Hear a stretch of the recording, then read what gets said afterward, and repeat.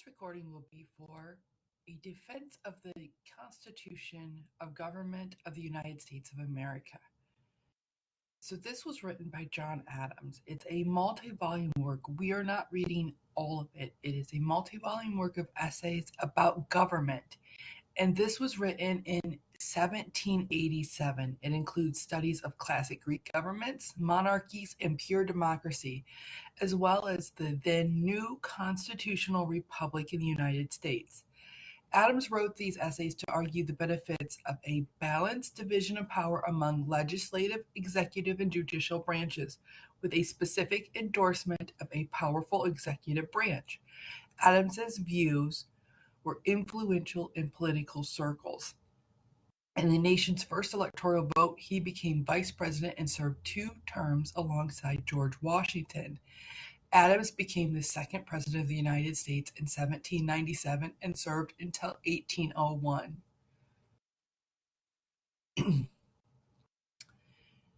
In this section of the work that we're going to look at, Adams responds to statements from Needham, sometimes spelled Needham, a publisher and a writer in 17th century England. Once a satirist who took aim at the monarchy, Needham later switched his allegiance and edited a royalist news journal. In 1656, he published a collection of his commentaries called The Excellency of the State, a text that promoted republican forms of government. The quotes that Adams cites in this passage come from this work. Adams hones in on Needham's comments regarding the people, stating his reservations about pure democracy and advocating a balance of power. So we have quite a few words that might not be ones we've heard of before. Usurp, it's a verb, to seize by force and hold without power. Harangue, it's a noun, a ranting or tiresome public speech. Philosophy, it's a noun, the study of the general and fundamental nature of knowledge and existence. Supposition, it's a noun, hypothesis or theory believed or assumed to be true. Severally, it's an adverb, it means separately or individually. Tenor, noun, overall course of thought, the general meaning of something. Candor, it's a noun, frankness or honesty. Dominion, noun, power of directing or determining actions of others. Sovereignty. Transgress, verb, to do something that's not allowed, to disobey or a command or law. Inclinable, it's an adjective, having a tendency or disposition towards. Expound, it's a verb, to explain or set forth. Grandeur, noun, quality being majestic, imposing or impressive. Reprobate, verb, to strongly disapprove of or condemn. Maxim, it's a noun, a general or fundamental truth. Exemplify, it's a verb, to illustrate, serve as an example. Oracle, it's a noun, a person or thing serving as the deliverer of divine wisdom. Rabble, noun, a disorderly group of people, a mob. Sometimes you might have heard it used as rabble rouser. Vassalize, it's a verb, to bring into a condition of servitude or subordination. Perpetuity, the quality of lasting forever, eternity. Interpose, verb, to place between, intrude. Depose, to overthrow, remove for office. So look, interpose, to place between, intrude. Depose, to overthrow. Maladministration, it's a noun, incompetence or corruption in performance of a public duty. So let's take a look at a defense of the Constitution of Government of the United States of America. Needham lays it down as a fundamental principle and an undeniable rule that the people, that is, such as shall be successively chosen to represent the people, are the best keepers of their own liberties, and that for many reasons First, because they never think of usurping over other men's rights, but mind which they mind which way to preserve their own. So remember, we're talking 1787. There's unique ways of forming sentences. Our first attention should be turned to proposition itself. The people are the best keepers of their own liberties. But who are the people? Such as shall be successively chosen to represent them. Here is a confusion of both words and ideas. And it tells us over here, Adam sees a contradiction in Needham's ideas. In pure democracy, government literally by the people, all actions are decided by voters of the full electorate. Democratic governments, like those of the United States, are representative democracies in which people elect representatives who vote on their behalf. Adam points out in this paragraph that Needham is being unclear about which of these two forms of democracy he's promoting. So there's a difference between pure democracy and representative democracies. Pure democracy, people literally vote for every action. Representative democracies, people elect representatives who vote on their behalf.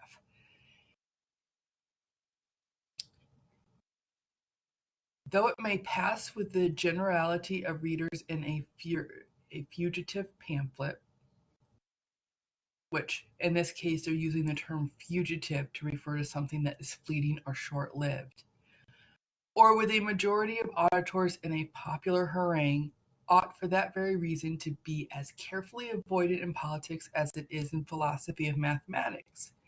If by the people is meant the whole body of a great nation, it should never be forgotten that they can never act, consult, or reason together, because they cannot march 500 miles, nor spare the time, nor find a space to meet, and therefore the proposition that they are the best keepers of their own liberties is not true.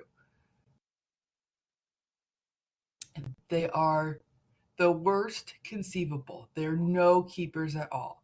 They can neither act, judge, think, or will as a body politic. So people as a whole organized under a single political organization or corporation, a group of people united or associated for a specific purpose. If by the people is meant all inhabitants of a single city, they are not in a general assembly at all times best keepers of their own liberties, nor perhaps at any time, unless you separate them from the executive and judicial power and temper their authority in legislation with the mature counsels of the one and the few. So Adams is arguing that masses of people, such as found in cities, are not equipped to rule themselves fairly. He says the mature counsels or wisdom of leaders and judges are needed to ensure that people do not oppress one another.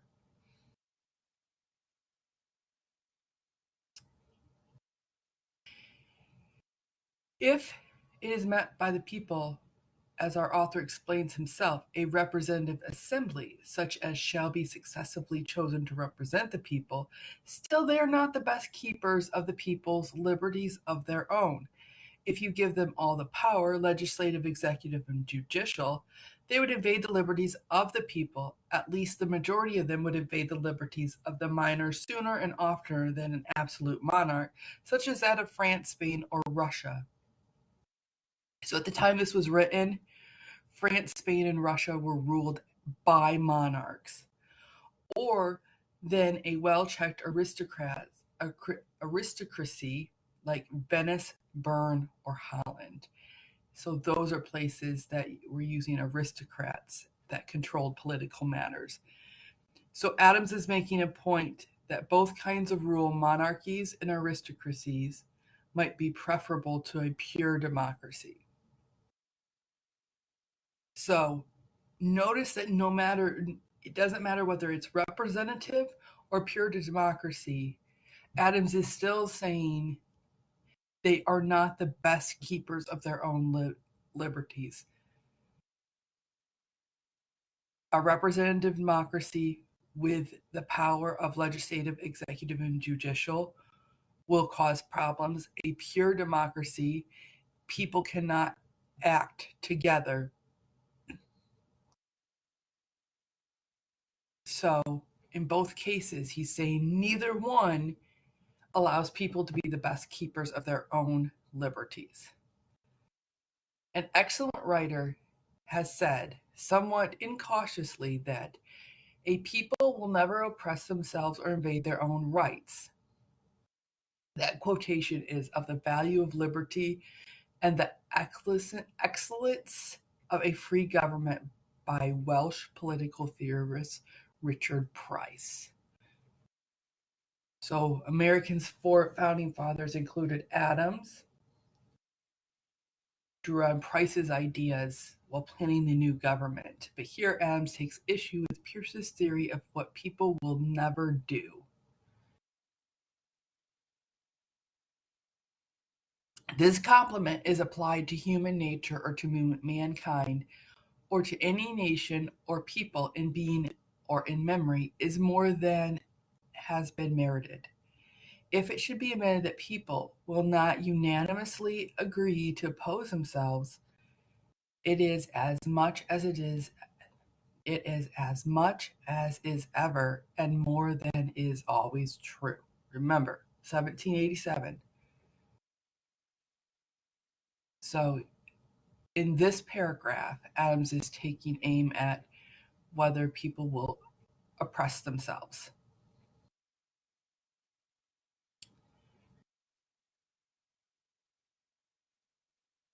All kinds of experience show that great numbers of individuals do oppress great numbers of other individuals, that parties often, if not always, oppress other parties, and majorities almost universally minorities. So now we're going into the evidence piece. Evidence tells us, experience tells us that people will oppress people. All this observation can mean then consistently with any other fact of color of fact is that people will never unanimously agree to oppose themselves. So they won't necessarily agree to oppose themselves, but it will still happen. But if any one party agrees to oppress another, or the majority, the minority, the people still oppress themselves, for one part of them oppress another. The people never think of usurping over other men's rights. What can this mean? Does it mean that the people never unanimously think of usurping over other men's rights? This would be trifling, for there would, by the supposition, be no other men's rights to usurp. But if the people never jointly nor severally think of usurping the rights of others, what equation can there be for any government at all? So here Adams is following Needham's reasoning to one logical conclusion, that if people are their own best rulers, why are laws needed at all?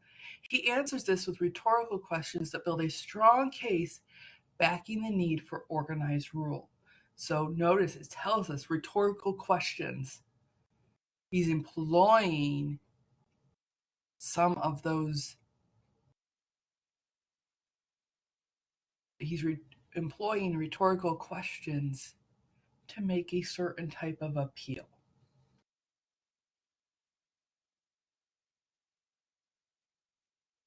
Are there no robberies, burglaries, murders, adulterers, thefts, nor cheats? Is not every crime and usurpation over other men's rights?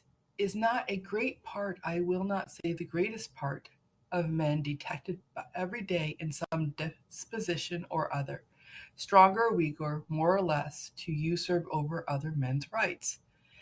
There are some few, indeed, whose whole lives and conversation show that in every thought, word, and action, they conscientiously respect the rights of others.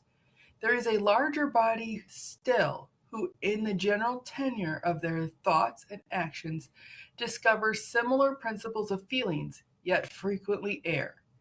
If we should extend our candor so far as to own that the majority of men are generally under the dominion of benevolence and good intentions, yet it must be confessed that the mass majority frequently transgress, and what is more directly to the point, not only a majority, but almost all confine their benevolence to their families, relations, personal friends, parish, village, city, country, providence, and that very few indeed extend it impartially to the whole community.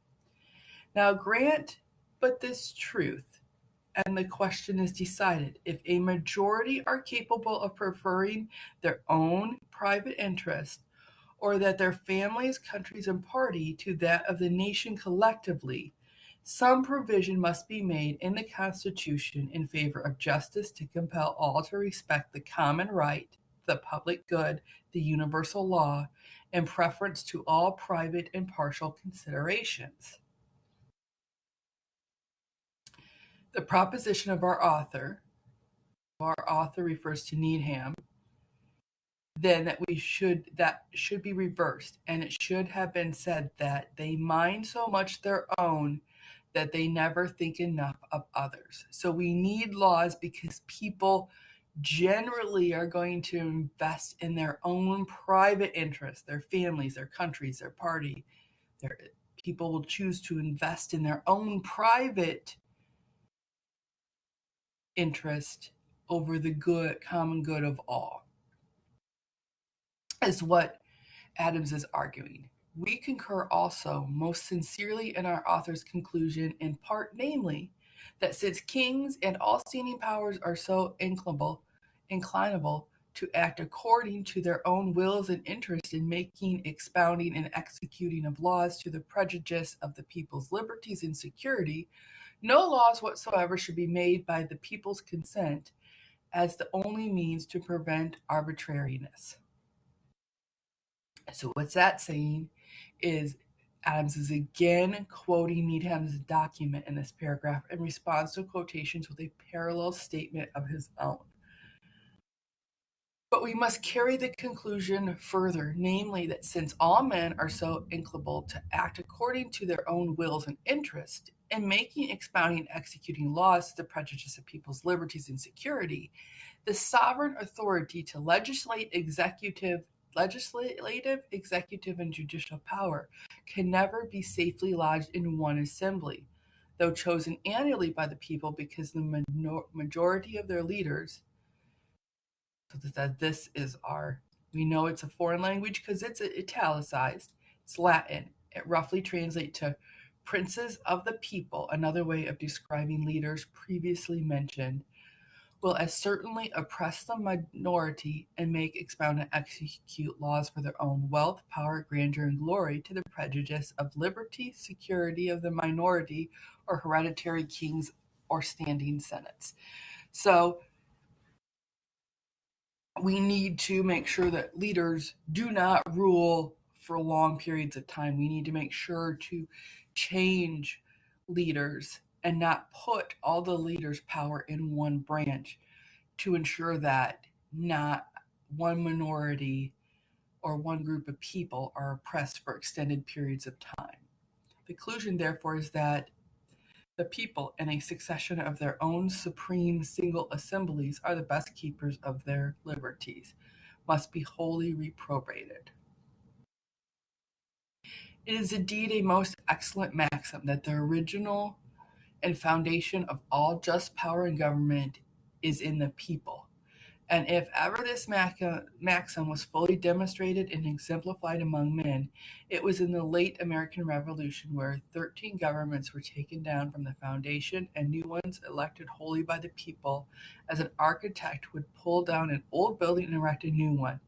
There will be no dispute then that Cicero, when he says, "A mind well instructed by the light of nature will pay obedience willingly to none but such a condemned, direct, or govern for its own good benefit." Nor will our author's inferences from these passages from that oracle of human wisdom be denied. So Adam quotes three principles outlined by Cicero, who drew heavily on philosophies of government handed down from the Greeks. So Cicero endorses the wisdom of the people. Adam says that Needham clearly would agree with Cicero's statements. But Adam cites other philosophical evaluations which note that letting the people as a whole decide policy has its limit. It makes no sense, he says, for the residents of one city to make laws for an entire nation.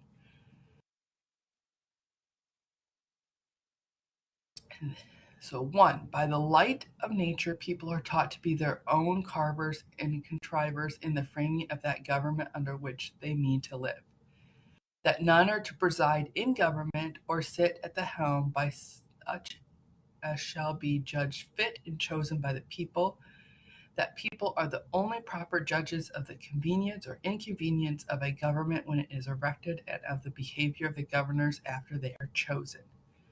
But then it is insisted that rational and regular means shall be used by the whole people, may be their own carvers, that they may judge and choose who shall preside, and that they may determine on the convenience or inconvenience of the government and the behavior of the governors. But then it is insisted that the town of Berwick upon Tweed shall not carve, judge, choose, and determine for the whole kingdom of Great Britain, nor the country of Berkshire for the Massachusetts, much less that a lawless tyrannical rabble shall do all this for the state or even for the country of Berkshire. So here Adams is making the point that we've got to be careful not to have people from one area making the laws to govern an entire state or country.